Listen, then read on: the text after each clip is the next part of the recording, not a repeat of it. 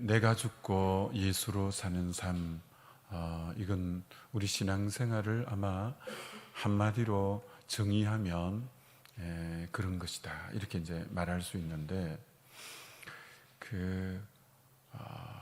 구원의 도리에 대해서 제일 그래도 잘 명쾌하게 말씀하고 있는 책은 로마서라고 이렇게 말할 수 있습니다. 이 로마서는 크게 이렇게 보면 되죠. 1장부터 4장까지는 1장부터 4장까지는 어떤 내용이냐면, 죄인이 예수님을 믿어서 의롭다함을 받는 내용이 이제 로마서 1장에서 4장, 그걸 흔히 칭의, 예수를 믿을 때 의롭다고 칭해준다 해서 칭의 이렇게 말합니다. 근데 이제 5장부터 8장까지는 예수 믿고 의롭게 된 사람에게 정말 중요한 게 뭐냐면, 1장에서 4장까지는 너무 단순한 게 뭐냐면, 예수님이 나 위에 십자가에 대신 짊어지셨고 부활하신 그것을 믿기만 하면 되는 거죠. 그러나 그래서 의롭게 되는 것은 예수만 믿으면 되지만, 그 다음 성화라고 하는 이 5장부터 이 8장까지는 그림을 갖고 되는 게 아니고, 6장에 가면 우리 옛사람이 그리스도와 함께 십자가에 못 박혀야 되고 함께 장사 지낸 바 되어질 때 부활의 영인 성령이 우리 안에 살아주셔서 새 생명으로 이제 살아나는, 그래서 이 성화 부분에 제일 중요한 것은 자아가 죽는 거예요. 자아가, 옛사람이 죽는 거예요. 이 자아, 옛사람, 에고라고 하는 이게 죽어야 주님이 내 안에 주인이 되고, 로마서 8장으로 말하면 생명의 성령의 법이 나를 다스려 줄 수 있어서, 로마서 8장에 가면 이기는 자가 나오고, 그럴 때 세상을 이기고 죄를 이기고 마귀를 이기고 이기는 자가 되어야 되거든요. 이기는 자가, 여러분 계시록 2장 3장의 7교회에 그 7교회 교인이라고 축복하는 게 아니라, 에베소 교회에 이기는 자에게는, 4대 교회에 이기는 자에게는, 서머나 교회에 이기는 자에게는, 우리 주님이 오늘 찾는 것은 교회에 다니는 지체 중에 이기는 자를 찾는 거죠. 이기는 자. 그럼 이기는 자가 되려면 예수 믿어 의롭다함을 받을 뿐 아니라 내 자아가 그리스도와 함께 십자가에 못 박히고 장사 지낸 바 되고, 이제 자아가 죽어야 돼요. 자아가 죽는 게 너무 중요한데, 이 부분이 안 되면 신앙의 열매도 없고 이기는 자의 삶도 없고 안 되는 거예요. 그래서 참 좀 안타까운 게 뭐냐면, 우리 한국교회 강단에는 주로 어떤 메시지가 많이 전거되냐면, 1장부터 주로 4장까지 예수 믿으면 제사함 받고 구원 얻는다, 의롭다함 받는다. 근데 이 부분은 물론 이제 생명이 내 안에 들어오고 구원 얻지만 이기는 자의 삶이 나오거나 열매가 나오지 않아요. 오늘 세상이 교회에 예수 믿는 성도를 보고 막 욕하는 이유가 열매가 없는 거예요. 열매가, 말은 많이 하는데 그건 왜 그러냐면, 이 칭의 부분이 안 돼서 그런 게 아니라, 이 성화 부분에서 내가 죽고 자아가 죽고 그 안에 예수로 살아야 주님이 내 안에 살아주는 게 신앙인데, 그래야 열매도 나오고 이기는 자의 삶이 나오는 거예요. 여러분이 이제 그 성화, 예수님 그림을 많이 그려놓은 거 종종 보잖아요. 달력에도 보고 여러 군데 보는데, 난 그 그림 볼 때마다 아쉬움이 있어요. 내가 하가라면 저렇게 안 그렸을 건데, 어떤 면에서 그렇냐면, 전부 예수님의 십자가 달린 거 하면 이렇게 그려놨잖아요. 막 쭉 이렇게 늘어져 갖고 예수님. 근데 그렇게 그리는 것은 로마서 1장에서 4장까지 나 위에 대신 죽은 예수님만 그려놓은 거지, 진짜 성화의 4장, 5장부터 8장까지의 만약에 그림을 그리면 그렇게 그리면 안 되고, 예수님이 이렇게 죽어 있는 상태에 나도 같이 죽은 십자가거든요. 나도 같이 죽은 십자가.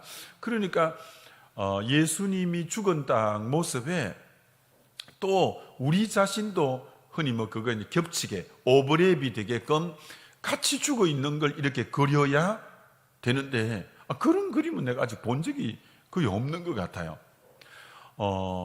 그래서 교회마다, 여러분, 교회가 시끄럽고 어려운 부분은 로마서 1장부터 4장까지 예수 믿어 의롭다함 받지 못해서 문제가 되는 게 아니라 5장부터 8장까지의 예수는 믿고 생명은 들어왔는데 그 뒤부터 자아가 살아있고 혈기가 살아있고 막 자기 주장이 살아있고, 그리 되다 보니까 문제는 예수만 십자가에 죽고 자기는 안 죽은 것 때문에 오늘날 교회가 힘들고 신앙이 힘든 거거든요. 그래서 참 중요하죠. 그래서 우리 교회는 제가 이제 은평교회 오고 임직식을 한번, 제가 오기 전에 이미 임직자를 뽑아놔서 임직식만 제가 와서 이제 딱 시작했는데, 그래서 제가 좀 많이 바꿨어요, 임직식을. 왜? 막 장로님이 되면 3천만 원씩 내고 또 권사님이 되면 얼마 내고, 그래서 내가 물어봐서 그 돈 받아서 뭐 합니까 했더니, 또 은퇴하는 장로님들 금도 막 10돈씩 막 이렇게, 그래 막 하여튼 돈 내고 돈 먹고 막 이러는 것 같더라고. 내가 그래서 걔네 도저히 그건 한 번도 내가 그렇게 목회한 적 없고 해서 가감하게 바꾸었어. 이제 임직하면 돈 안 받습니다. 단 성령의 감동이 되는 분들이 하십시오. 그랬는데 장로 되는 분들은 그랬는데도 전부 다 지난날 낸 것만큼 다 냈더라고요. 권사님들도 감동되는 대로 하라 했더니 그 대신 금 10돈씩 드리고 하는 거 안 드립니다. 드릴 수 있지만 그럼 천국 가면 뭔 상, 넌 이미 상 받았다고 마태복음 6장에 말하면 무슨 상을 받을 겁니까? 근데 제가 임직식 할 때 꼭 선물을 하나씩 다 드리겠습니다. 근데 임직 받는 분이나 이제 은퇴하는 분에게 동일하게 제가 선물을 드리는데, 그래서 어떤 선물을 드렸냐면 30cm, 15cm, 그럼 제법 크잖아요. 30cm, 15cm 되는 나무 십자가를 하나씩 다 드리겠습니다. 요걸 집에 다 붙여놓고 거기다 뭐라고 쓰고 이제 드렸냐면, 나도 죽은 십자가. 근데 우리는 십자가 하면 예수만 죽은 줄로 아는데 아닙니다, 여러분. 그거는 로마서 1장에서 4장까지고, 나도 죽은 십자가가 옳은 십자가인 줄 믿습니다. 자기는 막 십자가에서 내려와갖고 막 돌아다니고 뭐 이러면 교회가 어지럽거든요. 그래서 오늘 이 말씀을 여러분이 잘 들으시는 게 중요해요. 고린도 전서에 우리 CCC 다닐 때, 제자 훈련할 때 늘 세 종류 사람 해가지고 고린전서 2장 14절에 육에 속한 사람은 이제 육에 속한 사람, 내추럴맨, 육에 속한 사람은 하나님의 영을 받지 아니하고 알지도 못하고 그건 미련하게 보임이라. 이 육에 속한 사람은 누구냐? 거듭나지 못한 사람, 아직 주님의 생명이 들어오지 않는 그만 육적인 사람, 세상 사람과 같은 사람이에요. 그래서 세 종류 사람이, 이 땅의 모든 사람은 세 종류 사람이 있는데 아직 전혀 거듭나지 못하고 주님의 생명이 들어오지 못한 자연인이 있어요. 그런데 고린전서 2장 15절에는 신령한 자는 아무에게도 판단받지 않고 아무도 판단하지 아니하고 누가 그리스도의 마음을 가졌겠느냐? 이 신령한 자가 그리스도의 마음을 가졌다는 신령한 자, 이 이제 스피리추얼맨이라고 영적인 성령 충만한 사람이에요. 이제 성령이 여러분에게, 저와 여러분에게 원하는 사람은 이 성령 충만한 이 사람을 원하죠. 스피리추얼맨, 영의 사람. 그런데 또 세 번째 사람이 이제 문제아요. 세 번째 사람.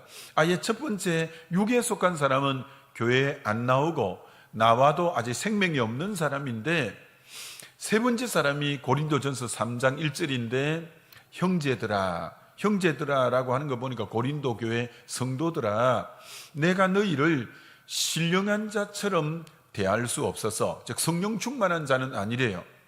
육신에 속한 자, 곧 그리스도 안에 어린아이를 대하는 것처럼 내가 너희를 대하노니 너희가 사람을 따라 행함이 아니리요 너희 속에 시기와 다툼이 있도다 하면서 육에 속한 그리스도인이에요. 그리스도인은 그리스도인인데 자아가 살아있고 아직은 주인이 자기가 되어 있고 주님의 성령이 그를 다스리지 못하는 이 사람은 영적인 어린아이라고 하는 거예요. 이 사람은 말씀을 따라 살거나 성령을 따라 사는 게 아니라 사람을 따라 살고, 그러니까 시기와 다툼이 그에게는 항상 있는데, 여러분 고린도 교회가 문제가 정말 많은 교회인데 대표적인 문제가 세 가지인데 1장에 보면 나는 바울파다, 게바파다, 아볼로파다, 그리스도파다에서 교회가 파로 다 나누어져 있어. 전부 육이 살아. 그 사람 구원 얻지 못했다는 게 아니에요.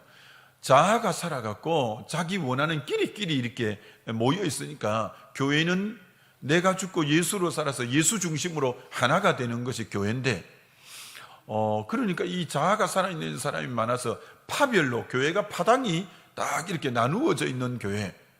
그리 되면 마귀는 틈을 타는다고 에베소서 4장에 마귀로 틈을 타지 못하게 하라. 이런 마귀는 틈을 타는 자거든요. 교회가 하나가 안 되어서 파별이 이렇게 이루어져 있으면 그 사이를 비집고 들어와서 갈라놓는 자가 마귀예요, 여러분. 그러면 교회가 뭐 어지럽고 쑥대밭이 되고 이렇게 됩니다. 근데 고린도 교회는 이렇게 파당이 4개로 나누어져 있고, 또 고린도 교회는 너희 속에 음행이 있도다. 이런 고린도 성도들인데 음행이 있다는 거예요. 이런 왜 음행이 있을까요? 갈라디아서 5장 19절에 육체의 열매는 현저하니 곧 음행과 더러움과 호색과 하면서 우리가 예수 믿고 구원 얻어도 자아가 살아있고 육적인 사람은 육의 열매의 맨 첫 번째가 음행, 더러움, 호색이에요. 여러분 교회에 나온다고 음행 안 하는지 아세요? 자아가 죽고 성령이 그를 안 다스리면 음행, 더러움, 호색이 있는 거예요. 고린도 교회도 그렇고 계시록 2장 3장에 두아디라 교회도 음행이 있다고 말하죠. 그리고 이제 버가모 교회도 음행이 있다고 말하죠. 교회 안에 음행이 있습니다, 여러분. 예수 믿어도 자아가 안 죽고 육이 살아있으면 육이 제일 원하는 첫 번째 욕망이 음행과 더러움과 호색이에요. 그럼 음행과 더러움과 호색이 뭘까요? 음행은 부부 외에 다른 남자와 여자를 통한 성적인 관계를 음행이라고 해요. 부부 외에. 더러움은 뭘까요? 더러움이 특별히 더 많은데, 더러움은 이제 요즘 우리가 일본보다 음란 비디오를, 포르노를 4배나 더 많이 본대요. 4배나. 그래서 이런 어떤 잘못된 성적인 탐닉하는 것을 더러움이라고 해요. 이 도색 잡지, 영화 이런 걸 통해서 비정상적인 성적 탐닉을 하는 걸 더러움이라고 하는데, 우리나라가 IT 산업으로 경제가 발전이 됐지만 동방예의지국이 동방의 가장 더러운 나라 중에 하나가 된 거예요. 그래서 이 더러움이 얼마나 성도들 속에 많은지 모릅니다. 호색은 뭐냐?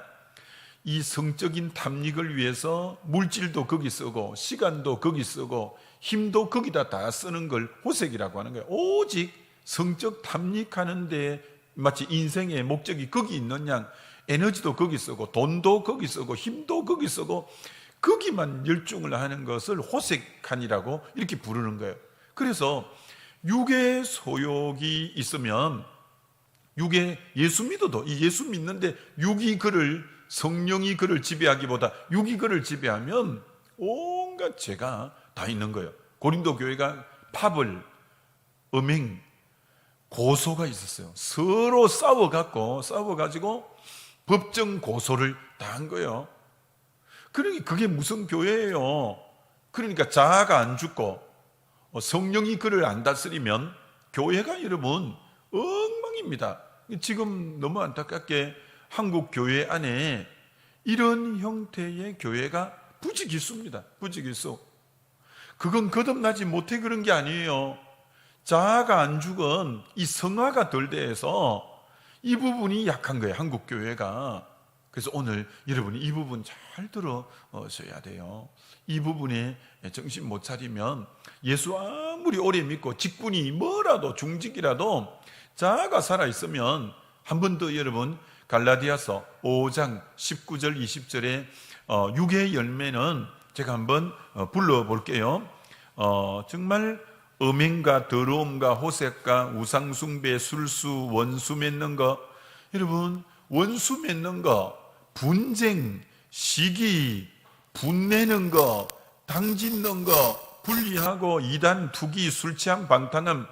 여러분 교회 안에 원수 맺는 거 있죠. 원수 맺는 거 딱 등 돌리고 그 사람 거듭나지 못해 그런 게 아니라 자아가 살아있으면요 그런 사람 많습니다. 그리고 교회 안에 분쟁과 시기, 그렇게 분쟁을 일으키고 그렇게 남이 잘 되면 끌어내리고 시기하고, 그리고 분을 내고 당짓는 거 이거 전부 육에 속한 사람이 하는 행동들이에요.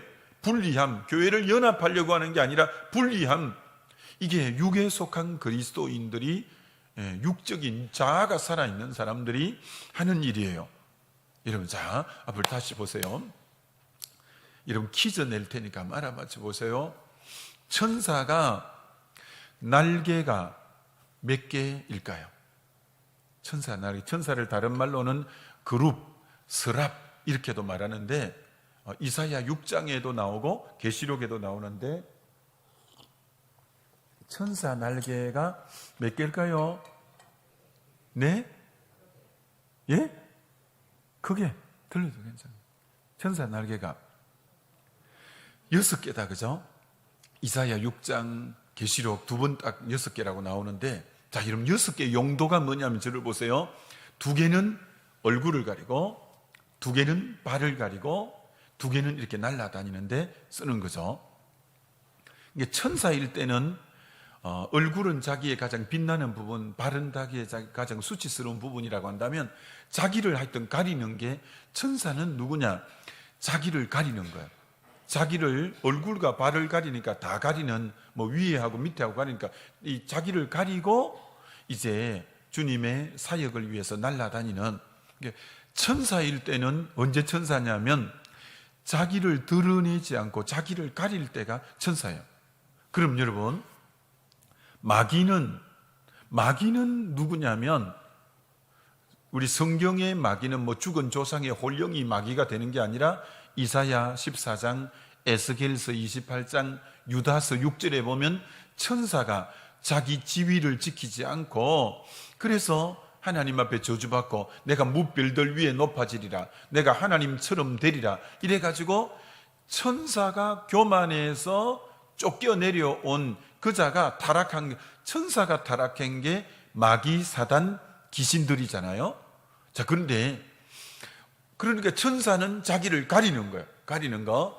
근데 언제 마귀가 돼버렸냐면, 자기를 안 가리고 자기를 드러내고 내가 하나님처럼 되리라, 내가 무별들 위에 높아지리라 하면서 자기를 들어 싹 내버리는, 천사는 자기를 가리는 거예요. 이게 자기를 드러낼 때 마귀가 된 거예요. 여러분 가만히 보세요. 교회 안에, 전 뭐 명성교회 안에 내부적인 사항은 잘 모르니까 이런 분이 있잖아요. 아유, 저 장로님은 천사 같으셔. 아유, 저 권사님은 천사 같으셔. 아유, 저분은 천사 같아.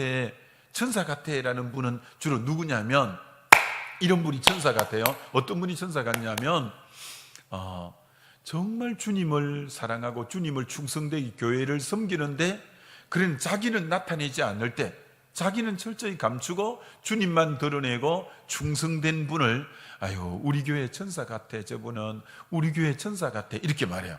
근데 여러분, 말은 그렇게 직설적으로 안 해도 어떤 분은 아이고 저분 마귀짓하네, 아이고 저분은 또 마귀짓하네. 마귀짓하는 사람이 누구냐?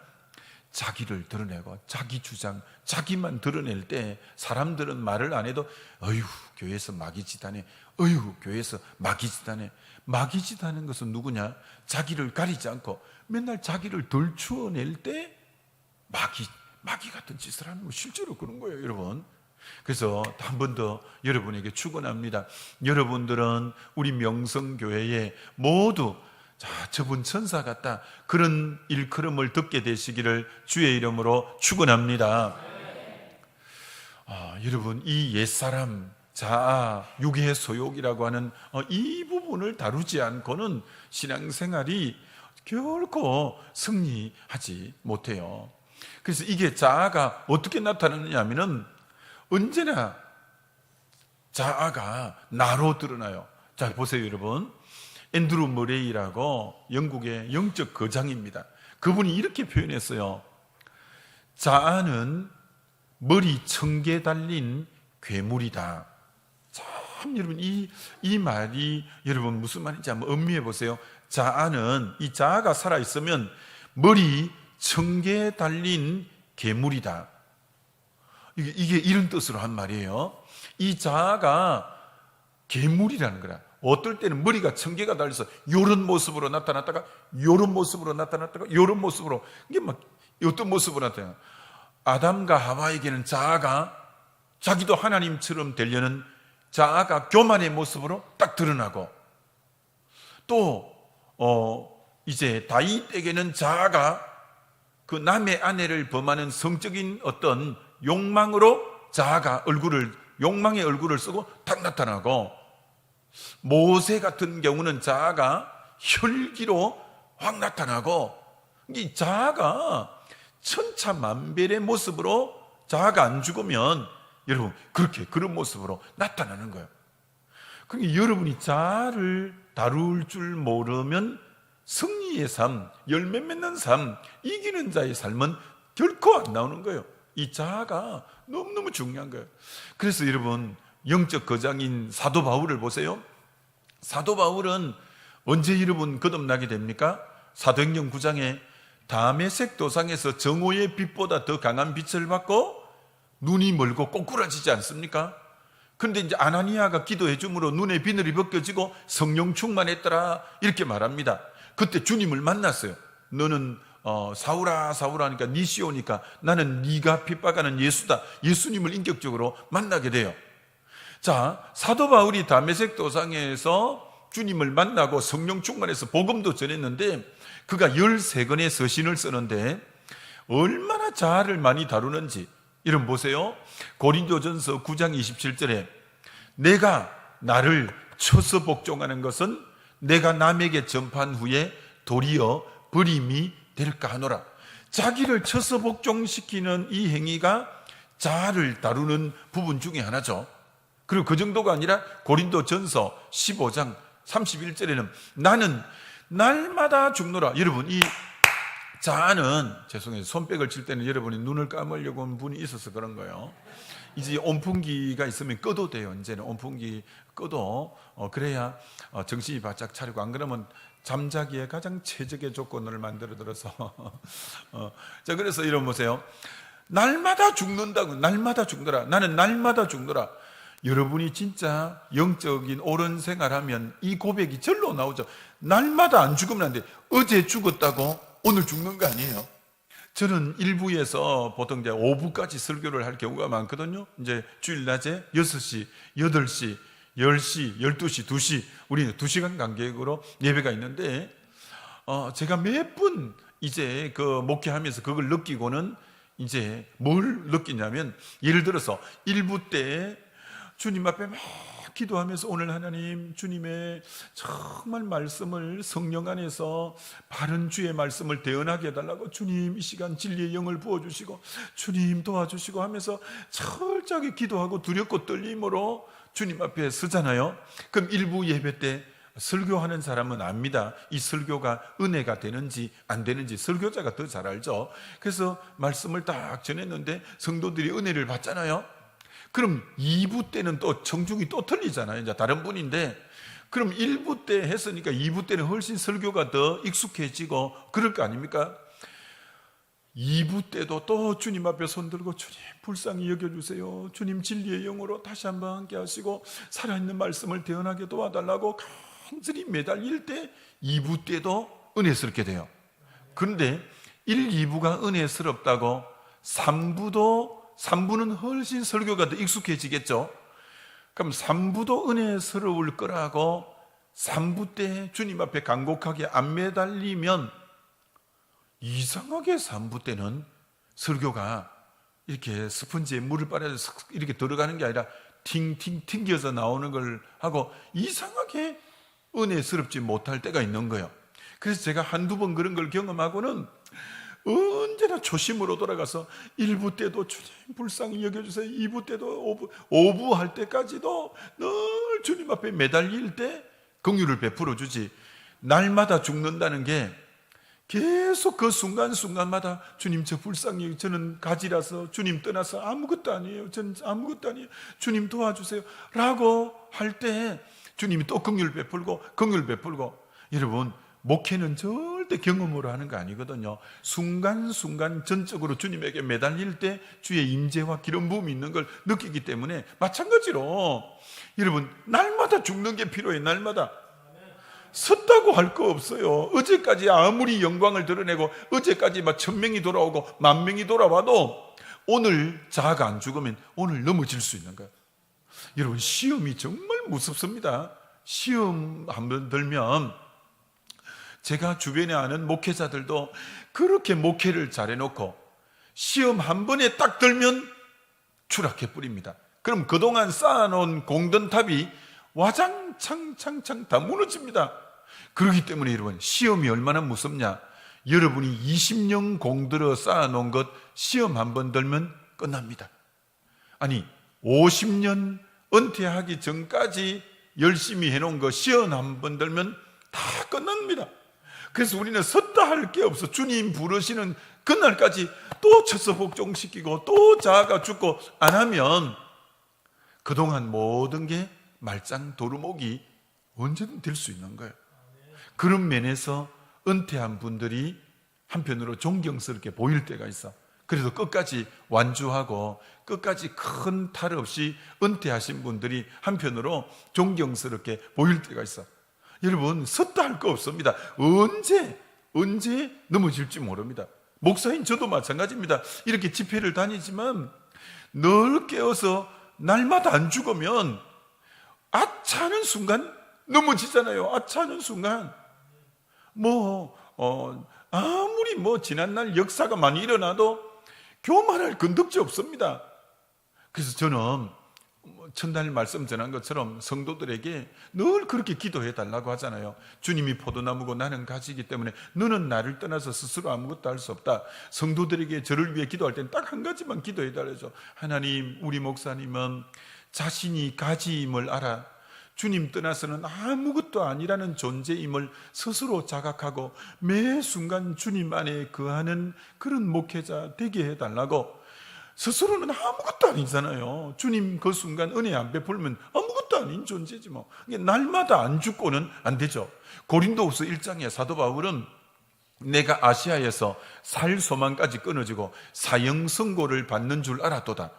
이게 무슨 말일까요? 아시아 지역에 바울이 복음 전하러 간데 거기서 살 소망까지 끊어지고 사형 선고, 이제 목회 끝나는구나, 이제 선교 끝나는구나, 이제 마지막이구나, 그렇게 코너에 몰린 적이 있어요.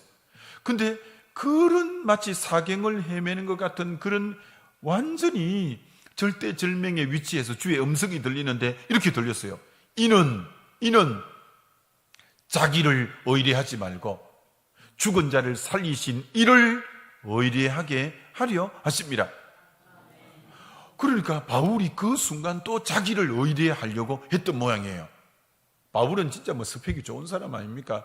뭐 가말리엘 문화고 바리새인이고 로마 시민권이고 정통 유대인이고 뭐 율법이 없는 정말 뭐 빌립보서 3장에 대단한 사람이거든요. 근데 그 순간순간 또 자신을 의뢰하려고 했던지 하나님이 환경적으로 코너에 몰아넣은 거예요. 그래서 이제 끝이구나 싶을 정도의 상황에서 딱 깨달아지는 게, 너 왜 자기 또 의지해? 너 왜 또 자기 의지해? 자기를 의뢰하지 말고 죽은 자를 살리신 하나님만 의뢰하게 하십니다. 여러분, 자기 의지하면 안 돼요. 우리 끝까지 주님 의지하게 되시기를 바랍니다. 그래도 주님이 바울이 못 믿어서 육체의 가시를 박아 넣어주었어. 이게 이제 안질이라고도 하고 간질이라고도 하는데, 하여튼 육체의 중병인데 죽을 때까지 거두가지 않아요. 그래서 참 사실은 육체의 가시가 바울을 바울되게 한 거예요.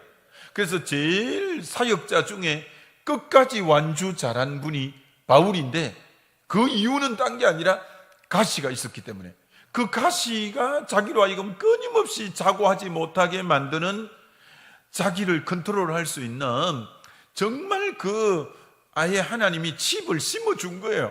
그게 가시예요. 가시는 너무 힘들어서 강구해서 좀 떠나게 해달라고까지 했는데, 아니다, 네가 약해야 내 능력이 계속 너에게 머무를 수 있다.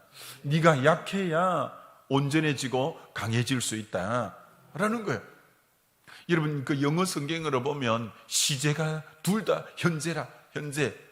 네가 약할 때 I'm weak, 나는 약하다. 근데 그때 바로 I'm strong, 나는 강하다. 이 둘 다 현재형이 어떤 의미로 공존을 하는 거야.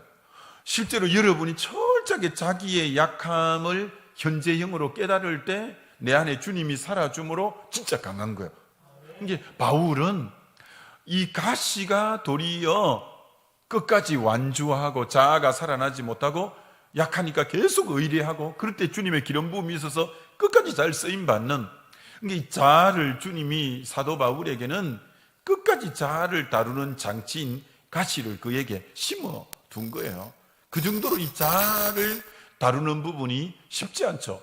그렇기 때문에 나중에, 그래서 여러분, 사도 바울은 참 사도 바울처럼 대단한 분이 없는데도 그가 초기 서신이, 초기, 중기, 말기, 후기인데 초기에 썼던 서신이 고린도전서거든요. 고린도전서 때 자기를 어떻게 표현했냐? 나는 사도 중에 제일 적은 자다고 고린도전서 15장에 말해요.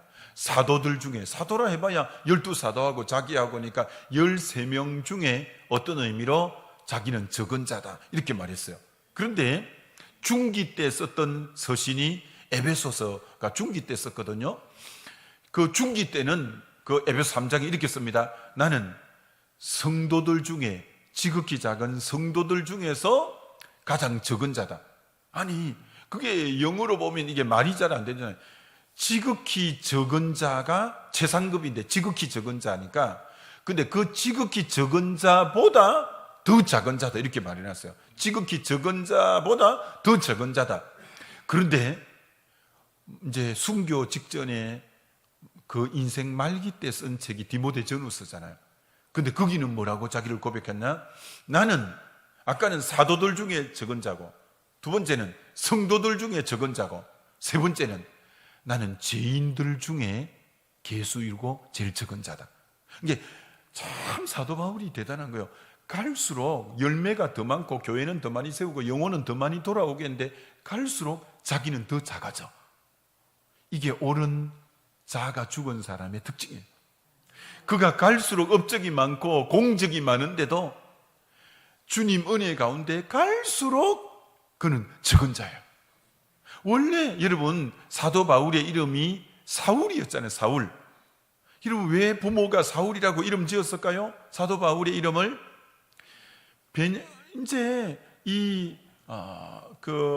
사도 바울의 부모가 아들이 딱 태어나서 얘 이름을 뭐라 지을까 하다가 베냐민 지파거든요. 베냐민 지파 중에 조상 중에 제일 걸출한 사람이 첫 왕이 된 사울 왕이에요. 그래서 부모는 언제나 그런 이상을 갖고 이름을 짓잖아요. 너도 우리 지파의 제일 걸출한 왕과 같은 그런 훌륭한 사울이 되라, 이런 의미로 자기 지파 중에 제일 걸출한 사울의 이름을 그 아들에게 지어준 거예요. 근데 이름의 뜻은 뭐냐? 크다라는 뜻이에요. 사울이 크다라는 뜻인데, 그가 다메섹 도상의 빛을 받고 은혜를 받고는 이름을 바꾸는 거예요. 바울이라고 하는 거예요. 근데 바울의 뜻은 적다라는 뜻이에요. 적다.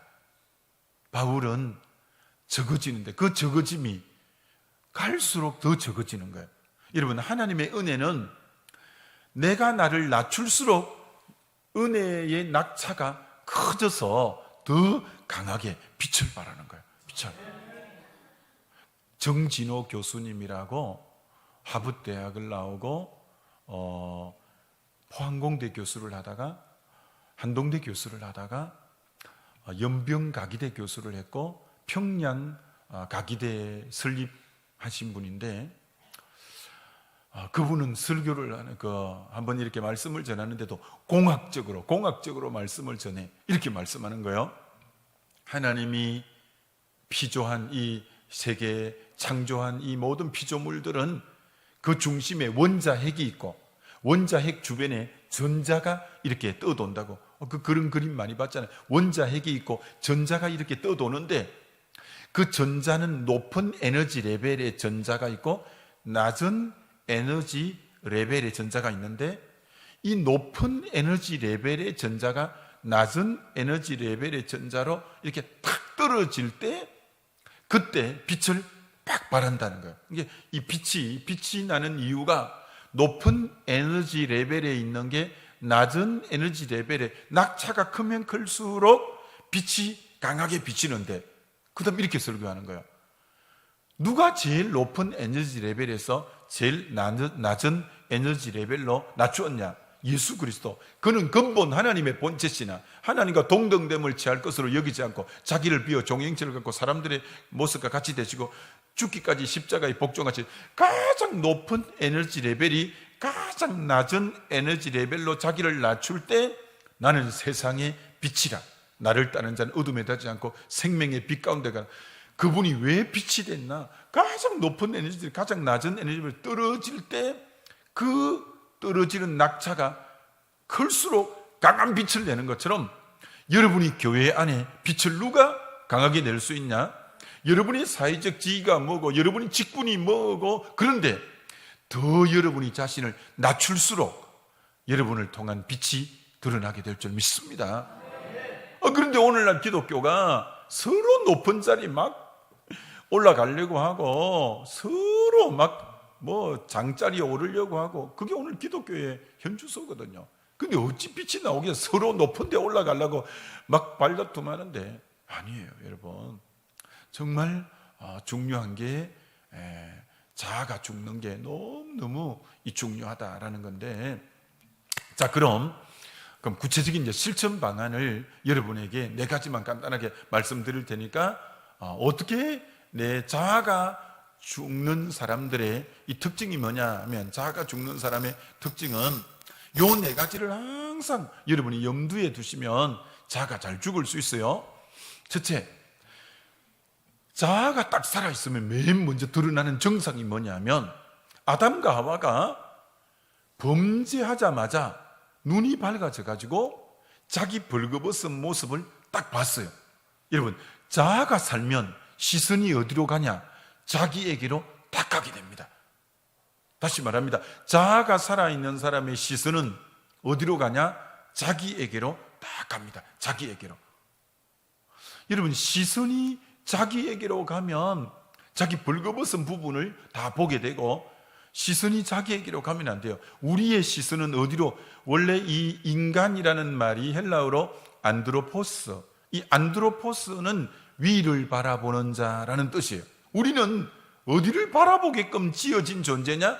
위를 바라보게끔 지어진 존재예요. 그래서 히브리서 12장 2절에 믿음의 주요 온전케 하시는 이인 예수를, 우리는 예수님을 바라보게끔 만들어진 존재가 오늘 저와 여러분인 줄 믿습니다. 예수님 바라봐야 돼요. 예수님. 여러분, 이거 굉장히 중요합니다. 보세요. 다윗이 아버지 심부름으로 형 도시락 갖다 주려고 전쟁터에 나갔는데, 거기 엘라 골짜기를 중심으로 해서 저쪽에 근 3m 가까이 되는 거인인 골리앗이 나와서 40일 조석으로 나와 막 고함을 주고 공포 분위기를 조성하고, 이쪽에는 사울 왕과 이스라엘 군대가 그 위협 앞에 막 전부 두려워서 어쩔 줄을 모르고 있는 거예요. 근데 사울 왕과 이스라엘 백성들은 한결같이 뭘 바라보냐? 골리앗 한번 바라보고 자기 한번 바라볼 때 아이고 우리는 안 되겠다 싶은 거예요. 근데 소년 다윗이 딱 등장해가지고는 그는 만군의 여호와를 시선이 만군의 여호와를 바라보는 거예요. 그러니 뭐 대적 큰 거 만군의 여호와를 바라보니 그거 뭐 아무것도 아니죠, 주님 앞에는. 그러니까 물맷돌 5개 가지고 1개 가지고 나가서 만군의 여호와 이름으로 명하노니 하면서 던지니까 나가 떨어지는 것처럼, 나머지 전부 사울 왕과 군대는 자기를 대적한 문제 한번 바라보고 자기 한번 바라보고, 그러면 승리 못해요. 이 다윗은 오직 시선이 다른 자예요. 주님만 딱 바라볼 때. 여러분, 자아가 살아있으면 자기를 바라보지만 자아가 죽은 사람은 언제나 주님을 바라보게 되는 줄 믿습니다. 이걸 다시 합니다. 수지에 가면 통합적 장로교회인데 큰 교회, 그분은 개척했는데 영락교회 부목사 하시다가 이제 큰 교회에 이제 계셔요. 그 이제 목사님하고 이렇게 교제를 하곤 했는데, 그분이 진솔하게 이렇게 말씀하는 거예요. 그분이 교회가 쑥쑥 성장하고 지금 뭐 수천 명 모이는 교회죠. 배성식 목사님. 근데 그분이 목회하다가 목회가 어려운 적이 있대요. 교회 장로님들하고 하여튼 사이가 좀 안 좋았다는 거예요. 그거 참 귀한 목사님이거든요. 근데 얼마나 그 장로님이 마음을 상하게 하고 힘들게 해서 당회를 마치고는 너무 힘이 들어서 이 목사님이 사모님하고 목회할 맛이 없는 거야. 아니 뭐 마음이 이렇게 맞아야 목회를 하는데 너무 힘들어서 기도원에 사모님하고 목사님이 들어가서 금식했어. 금식을 하는데 너무 맥이 빠지고 힘이 빠지는 거예요. 너무 힘이 빠지니까 기도원에 갔는데도 기도가 안 되는 거예요. 여러분, 힘이 진짜 힘들면 또 기도가 잘 안 돼요. 기도원에 갔는데도 기도가 안 되는 거예요. 그럼 기도가 안 되고 금식해도 막 힘만 빠지고 기도가 안 되고, 그래서 어떻게 했냐면 이 목사님 내외가 기도원 뒷산에, 그러면 기도가 안 되니 계속 앉아 있을 수는 없고 너무 막 마음이 힘드니까 그래서 뒷산을 이렇게 거니는 거예요. 이제 뭐 금식했으니까 힘도 없고 이렇게 뒷산을 거닐고 있는데, 그때가 봄인가 그런데 낙엽이 질 때가 아닌데 가는 길에 낙엽이, 이런 넓적한 낙엽 하나가 앞에 떨어진 거예요. 그래서 무심결에 큰 낙엽이 떨어져 있으니까 이 배 목사님이 낙엽을 주워 들었어. 그랬더니 낙엽 가운데가 벌레가 먹어갖고, 이 넓은 낙엽 가운데가 벌레가 송송송송 먹어갖고 구멍이 뻥 뚫렸는데, 이 배 목사님이 그걸 딱 들고는, 야, 네가 내 마음하고 똑같네. 속이 다 파였구나. 내 지금 마음이 상해갖고 속이 뻥 뚫린 것 같은데 네 내하고 마음이 같구나. 그 낙엽을 들고 지금 혼자 그러는 거예요. 자, 그러면서 보세요. 그게 응답이 어떻게 이루어지는지 보세요. 낙엽을 딱 쥐고 이쪽 손에 딱 얹은 거예요. 그 낙엽을 방금 구멍이 송송송 난 거. 그랬더니 상처난 구멍 속에 뭐가 보이냐면 자기 손바닥이 보이는 거예요. 손바닥이. 두 번째, 그 낙엽을 딱 들고 사모님이 옆에 갔으니까 사모님 쪽을 비추니까 상처난 구멍 속에 상대방 사모님이 보이는 거예요.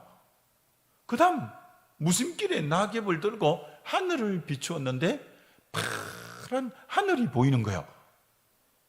그때 하나님의 응답이 다 끝난 거예요. 하나님이 이렇게 책망하는 거야. 야, 너 왜 지금 그 상처난 구멍 갖고 너 자신 바라보니? 그러니까 너가 너무 바보스럽고 난 왜 이렇게 맨날 당하기만 해? 난 왜 이렇게 바보 같은 짓만 해? 난 왜 이렇게 못났을까 하고 자괴감 들고 너무 힘들지? 여러분 그렇잖아요. 상처 났을 때 여러분 자신 바라보면 난 왜 이렇게 맨날 당하기만 할까? 난 왜 이렇게 못났을까? 난 왜 이렇게 바보 같을까? 막 자기가 밉고 그렇잖아요. 그런데 상처난 모습 갖고 상처 준 사람을 바라보니까 정오심이 끌어오르고 막 너무 화가 나고 원수 같고 막 정말 죽었으면 좋겠고 막 이런 생각이 막 일어나면서 원수에 대한 막 이런 흥분된 마음이 일어나잖아요. 그런데 그 낙엽 같고 하늘을 딱 바라봤더니 그 상처가 난 구멍이 있기 때문에 하늘이 너무나 파랗게 다가오고 하늘이 가까이 보이는 거예요. 너 왜 상처난 구멍 갖고 네 자신 바라보고, 네 왜 상처난 구멍 갖고 너 힘들게 하는 상대방 바라보고, 너 왜 상처난 구멍 갖고 나 안 바라봐? 딱 그 음성이 들리는데 더 이상 기도원에 있을 이유도 없고, 맞습니다 주님, 철저히 회개하고 내려와서 지금 뭐 수천 명 목회 하시거든요. 여러분 중에 마찬가지요. 우리 살다 보면 이런 경우 많거든요. 여러분이 상처난 구멍 갖고 자신 바라보면 안 돼요. 그럼 너무 자기가 못나 보이고 자괴감에 빠지고, 여러분 상처난 구멍 갖고 상처 준 사람 바라보면 썸물이 올라오고 너무 힘들어, 괴로워. 상처난 모습 갖고 주님 바라보게 되시기를 주의 이름으로 축원합니다.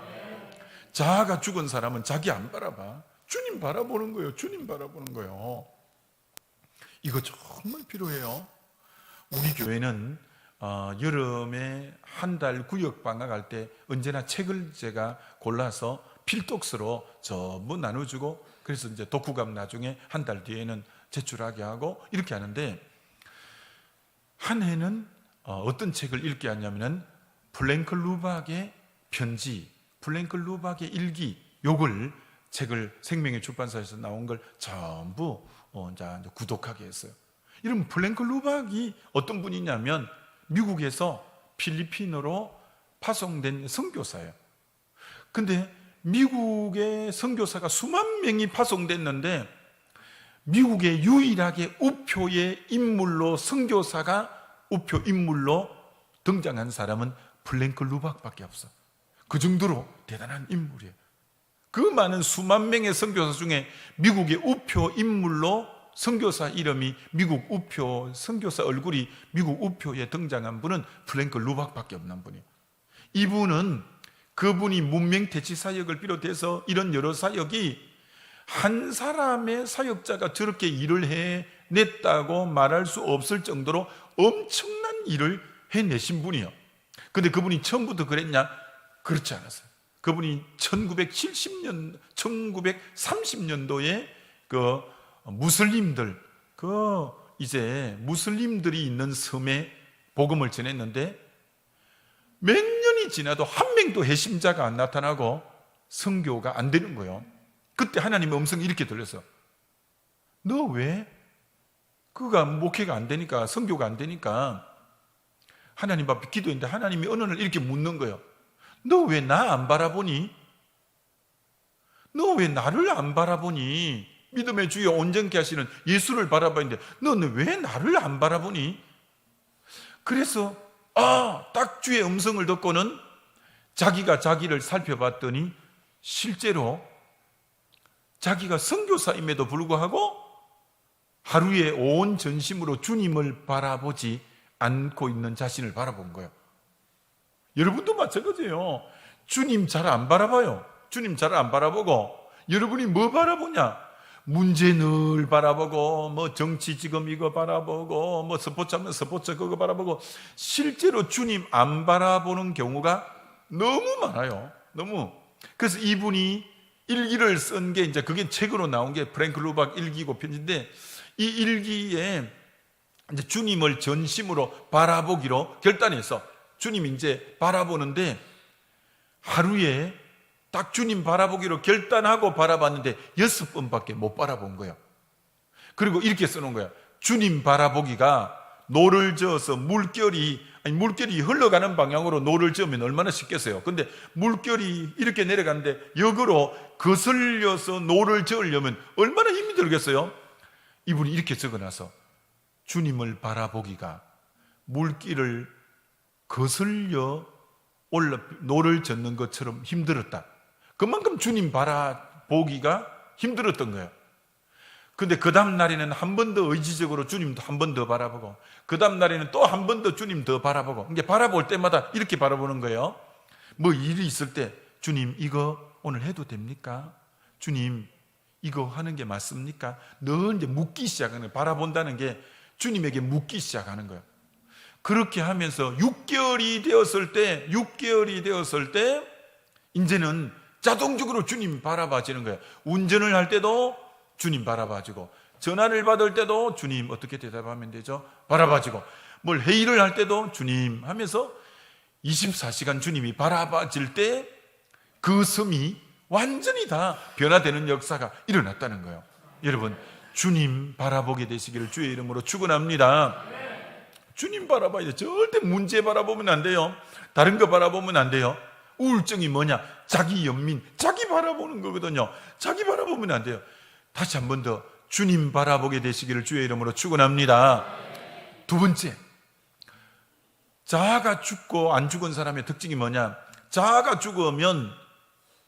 안 죽은 사람은 자기 뜻대로 하고, 자기 주장대로 하고, 자기 고집대로 해요. 근데 자아가 죽은 사람은 주의 뜻대로, 언제나 주님의 생각대로 하는 사람이에요.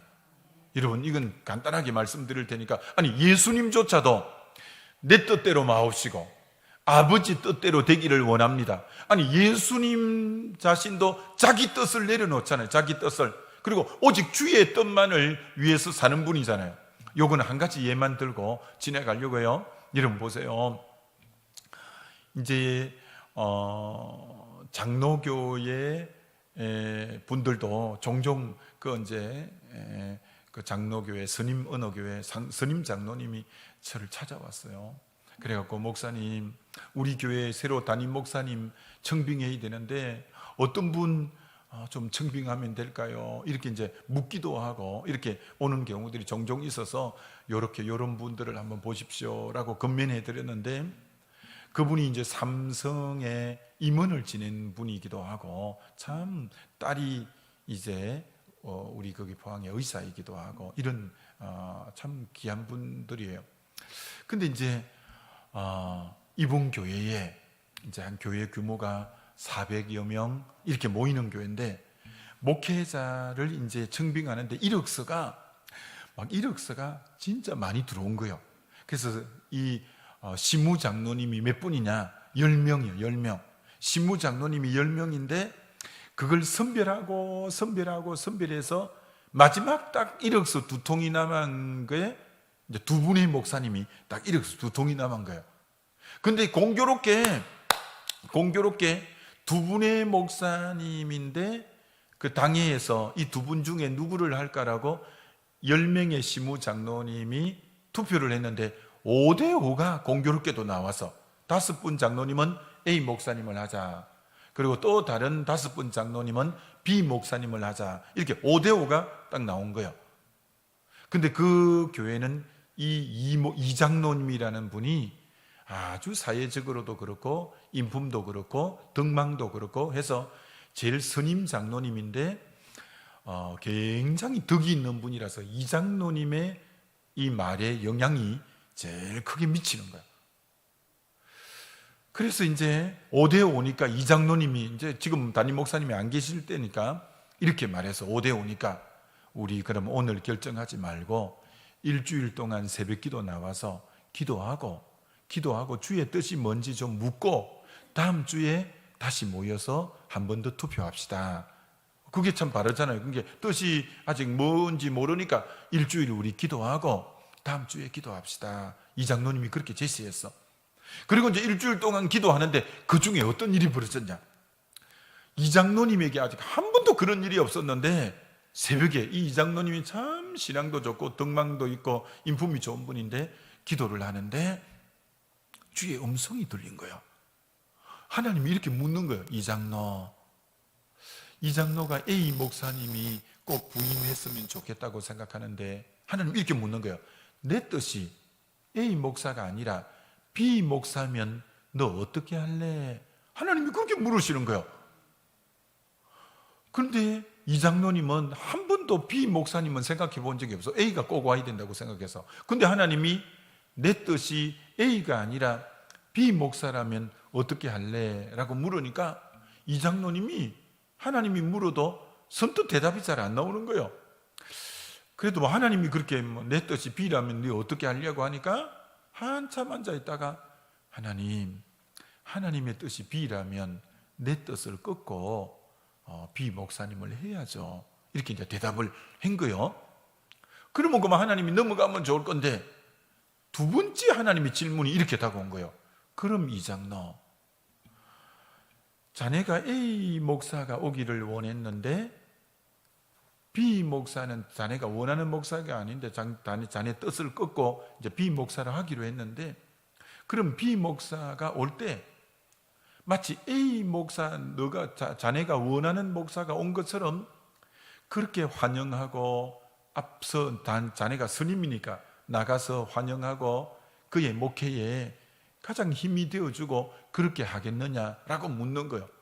근데 이 장로님은 A에서 B로 바꾼 것만 해도 막 마음을 크게 써갖고 지금 했는데, 또 A 목사님이 온 것처럼 그렇게 섬기겠느냐 하는데 마음이 없잖아요. 그런 마음이 없는데 그렇게 대답을 못 하겠는 거예요. 그러나 하나님이 계속 물으니까 자기를 내려놓고 30분을 대답을 못 하고 있다가 엉엉 울면서 하나님의 뜻이 B라면 제가 A 목사님을 내려놓고 B 목사님을 모시고, 제 마음은 A였지만 꼭 하나님이 B 목사님이라면 제가 A 목사님이 온 것처럼 선임 장로로 받들고 섬기고 목회에 동력하겠습니다. 이렇게 고백한 거예요. 근데 그게 얼마나 힘들었던지 30분을 대답을 못하고 자기 뜻을 내려놓으려고 엉엉 울면서 B 목사님을 하겠습니다 라고 했다는 거예요. 여러분, 그 정도로 자기 뜻을 내려놓기 힘든 거예요. 드디어 다음 주 당회가 딱 돼서 다시 모여서 이 장로님이 10명의 장로님들에게 자기가 경험한 걸 얘기한 거예요. 내가 원래 A 목사님을 원했는데 하나님이 내 뜻이 B라면 어떻게 하려고 해서 내가 그렇게 했는데, 또 하나님 그렇게 해서 내가 울면서 이렇게 했다고 하니까 이 당회원들이 전부 뜻을 맞추어서 이제 B 목사님을 담임 목사로 모시게 되었어요. 근데 그 교회가 몇 년 뒤에 그 400명 모이는 교회가 2배로 부흥이 된 거예요. 제가 딱 그 얘기 들으면서 느낀 게 뭐냐, 여러분, 부흥은 아무데나 일어나는 게 아니에요. 부흥은 제가 뭐 진짜 경험해 본 것도 그렇고, 부흥은 언제 일어나느냐, 내 뜻이 이렇지만 자기의 뜻을 내려놓고 자기 생각을 내려놓고 자기 주장을 내려놓는 하늘의 미랄처럼 자기 희생이 있는 곳에 주의 영은 임재하고 그곳이 부흥되는 줄 믿습니다. 자기 주장만 있고 자기 고집만 있고 자기 뜻대로만 하려고 하는 곳에 주의 영이 어떻게 임해요?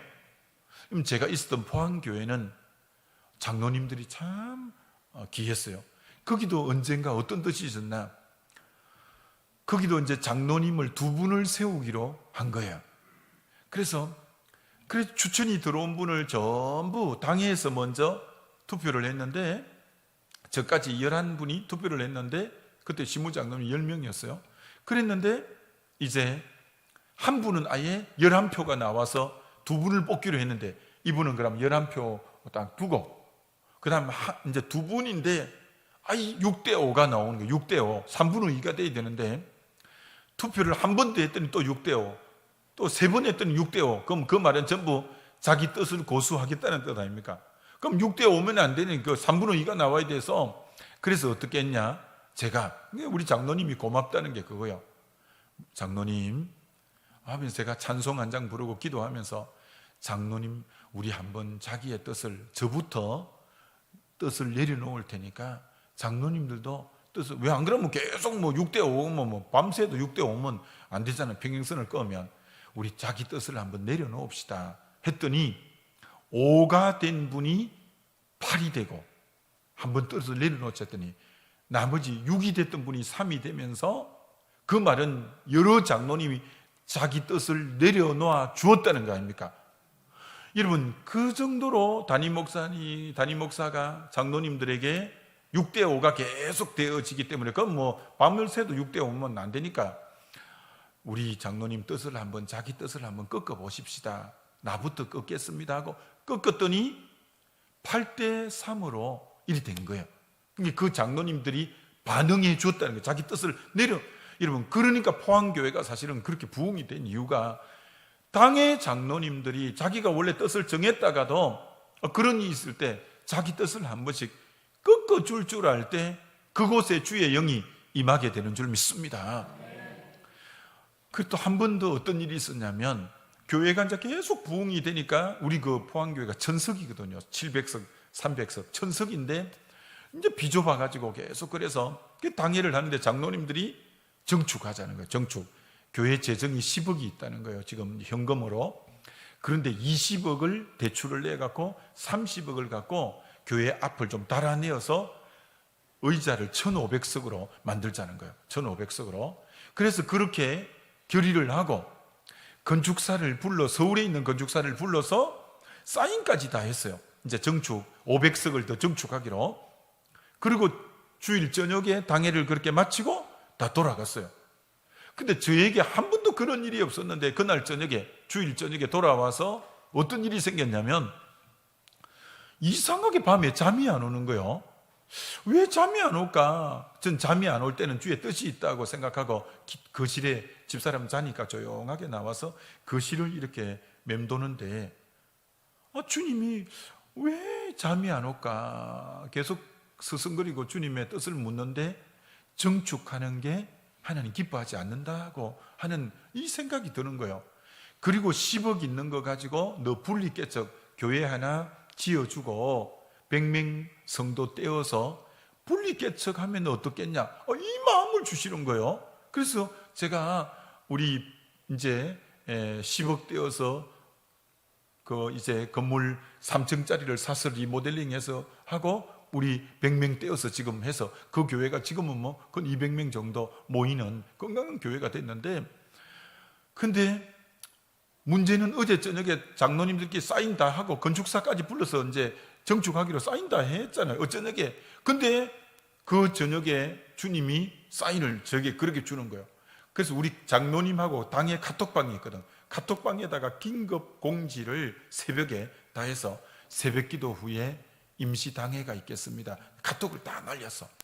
그러니까 장로님들이 눈이 다 동그래갖고, 아니 어쩌니까 당회인데 무슨 또 임시당회가 그 다음날 새벽에 있나 해갖고 전부 다 모여들었어. 그래서 항상 진심은 통하거든요. 진솔하게 그대로 해서, 장로님 그렇게 제가 하고 가서 했는데 한 번도 그런 일이 없는데 잠이 안 와갖고요, 내가 살짝이 거실에 나와서 서성거리면서 계속 주님의 뜻이 뭔지 묻는데, 주님의 뜻이 정축하는 게 주님이 기뻐하지 않고 이거 갖고 그만 교회 하나 건축해서 100명 떼어서 정축 분리개척하라는 마음이 오는데, 장로님 그렇게 했으면 좋겠다고 했더니, 그게 포항교회 장로님들이 너무 고마워요. 어제까지 건축사까지 불러서 사인까지 해놨는데도 제가 기도하면서 뜻이 그렇다고 하니까, 아이고 장로님들이 목사님 주의 뜻이 그러면 우리가 그렇게 해줘. 한 명도 반대가 없이, 그래서 그 정축의 뜻을 거두고 분리개척을 그렇게 하게 된 거예요. 그래서 전 장로님들에게 너무 고마워요. 그렇게 합의까지 하고 사인까지 했는데도 부족한 제가 기도한 가운데 주님이 이런 사인을 줍디다 하고 말하니까 하나도 반대가 없이 목사님 그렇게 하죠. 그러니까 여러분, 교회가 잘 되는 데는 이게 한 마음이 돼야 이게 부흥이 되는 거예요.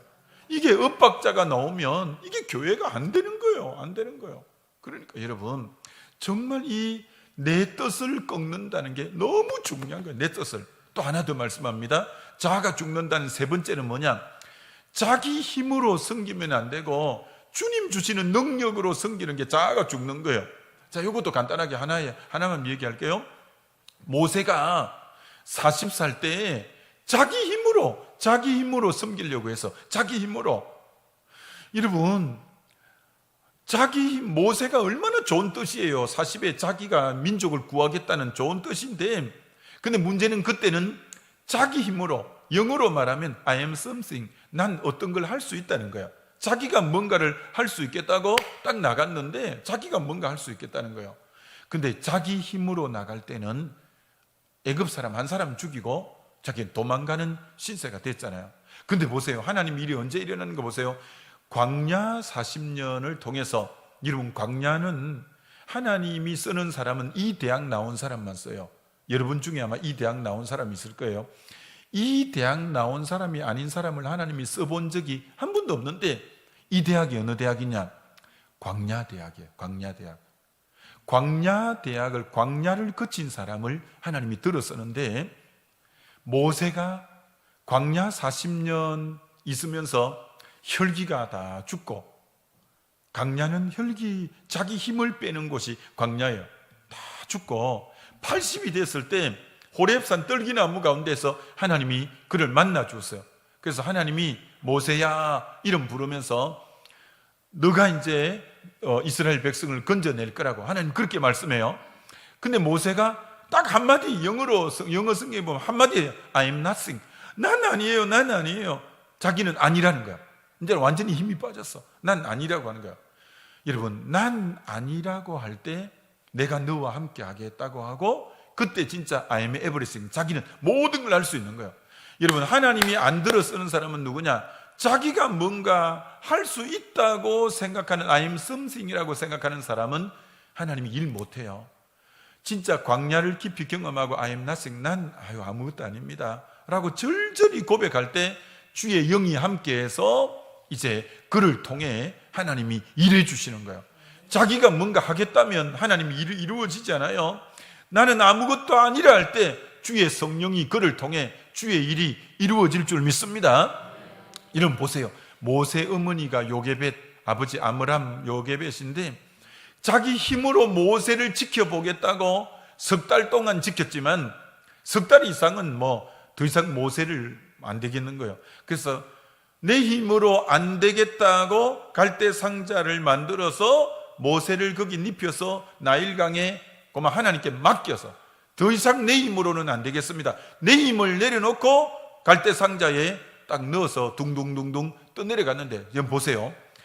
내가 더 이상 보호 못하겠다, 내 이 자식 하고 자기 힘으로 안 되겠다고 내려놓으니까 하나님이 바로의 공주를 나일강에 나오게 해서 건져내게 하고 애굽의 왕궁에서 왕자로 키우잖아요. 왕자로. 그런 것처럼 내 힘으로 안 되겠다고 내 힘을 딱 내려놓아야 그때부터 주님이 개입해 주시고 주님이 함께 해줄 줄 믿습니다. 이거 원리 모르면 고생합니다. 이 원리 모르면 뭔가 계속 자기가 하려고 하는 이 부분에 눈 못 뜨면 자기를 내려놓을 때 주의 영이 자기를 통해서 하는 이게 주의 사역이지 내 힘으로 하면 안 돼요. 여러분이 지금 구역장으로 있으면서 구역이 잘 안 되고 하는 분들은 내 힘으로 하려고 하면 나를 도리어 부인해버리고 주님 저는 안 됩니다라고 손 들 때 그때 주님이 여러분 통해서 일해 주실 줄 믿습니다. 마지막 한 말씀만 더. 자아가 죽은 사람은 자기 영광을 위해서 일하지 않고 오직 주의 영광만을 위해서 일하는 사람인 줄 믿습니다. 여러분, 영광은 다른 말로 자기가 칭찬받고 자기가 박수받고 자기가 관심받는 건데 그러면 안 됩니다. 오늘 한국교회 이게 너무 많은데 여러분, 자기 영광 위해서 여러분, 교회를 힘들게 하는 분이 누구냐면 이런 분입니다. 제가 이 부흥회 가면서 가감없이 말을 합니다. 교회가 역사가 오래된 교회일수록 누군가가 헌신했고 헌금했기 때문에 이렇게 예배당이 덩그럽게 지어졌고 그가 잘 섬겼기 때문에 교회가 이렇게 반듯하게 되어졌잖아요. 얼마나 고마운 분들이에요. 헌신한 분들이 참 고마운 분들이죠. 그런데 한국교회 정서를 보면 그렇게 젊을 때 헌신 많이 하고 충성 많이 해서 교회가 이렇게 덩그랗게 세워졌는데, 아니 노년에 가면 보상 심리가 있어갖고 내가 얼마나 헌신했는데 나를 이렇게 대우해하면서 부흥의 디딤돌이 됐던 분이 나중에는 부흥의 걸림돌이 되는 분이 의외로 많습니다, 여러분. 의외로. 그래서 제가 장로교 어디 부흥에 딱 가가지고 이 설교를 했어요. 그랬더니 제가 그때 뭔 설교 이렇게 했거든요. 아말렉을 진멸하라고 사울을 보냈더니 그거 진멸하고 오면서 물론 뭐 온전히 진멸하지도 않았지만 자기 기념비를 세웠다. 자기 기념비. 강개토왕비, 진호왕비처럼 자기가 승리했다고 자기 기념비를 딱 세운 거예요. 주님이 그거 하나님이 도와갖고 이긴 것을 사울 왕이 블레셋을 이기고 기념비를 똑같이 세웠는데 에베네셀이라고 세웠어요. 하나님이 여기까지 도우셨다고. 아니 우리가 아무리 승리하고 뭐 부흥을 뭐 이렇게 하고 해도 우리가 세워야 될 비석은 에베네셀 비석이지 자기 기념비는 아닌 줄 믿습니다. 근데 자기 기념비를 떡 세운 거예요. 오늘 교회 안에 교회에 공적이 많고 헌신을 많이 한 사람이 문제는 자기 기념비 세우려고 하는 거예요. 그러면 교회는 안 되는 거예요. 근데 제가 어느 장로교회 가서 설교했더니 목사님이 제가 설교가 마치고 나와 사회하러 나와서 난 그 교회 몰랐지 장로교라서 뭐라고 말하냐면 여러분 우리 교회 앞마당에 기둥 오늘 뽑읍시다. 아마 그 누구 공적 있는 분의 비석을 세워놓은 모양이라 교회는 그러면 안 됩니다. 교회는 오직 예수 그리스도의 이름만이 높임받는 곳이 교회인 줄 믿습니다. 거기 사람 공로 이렇게 하면 안 돼요. 난 그런 것도 철저히 싫어합니다.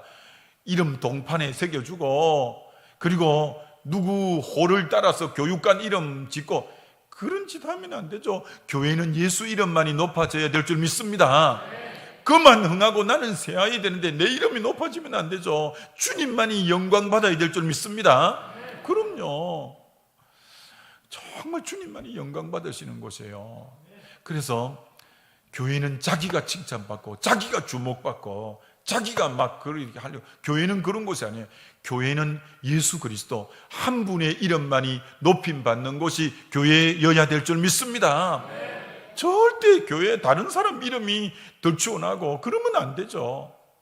이런 마태복음 21장에 예수님이 예루살렘 입성할 때 나귀를 타고 입성하는데 사람들이 길 좌우에 쫙 나와서 종려나무를 이렇게 흔들고 겉옷을 펴고 호산나 다윗의 자손이여 하는데 여러분 그 사람들이 누구 보러 나왔냐면 예수님 보러 나왔죠. 지금 우리를 구원하소서 하면서 예수님이 메시아인 줄 알고 딱 이제 주님 보러 나왔는데 거기 나귀 보러 나온 사람 아무도 없잖아요. 근데 나귀가요 이렇게 생각하는 거예요.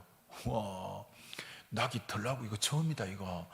어떻게 사람들이 이렇게 나를 보러 이렇게 많이 나왔냐 하고 나귀가요 사람들이 그렇게 한호 박소 갈출을 치니까 나귀가 앞발을 들고는 윙 하면서 앞발을 들고는요 할렐루야 이렇게 했더니 타고 있던 예수님이 뒤로 까당 하고 넘어져 버렸을 뻔했네요.